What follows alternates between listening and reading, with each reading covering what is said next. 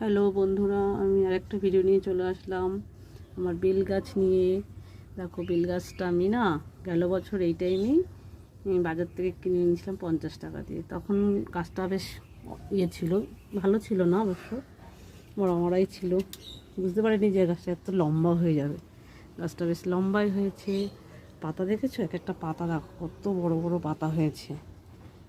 ভাবছি গাছটাকে আমি কেটে ছোট করে দেবো। ঠিক আছে, যখন এনেছিলাম তখন ছোটোই ছিল, এখন বেশ বড় হয়ে গেছে, লম্বা, অনেকটাই লম্বা হয়েছে। দেখতে পাচ্ছ সবাই তোমরা?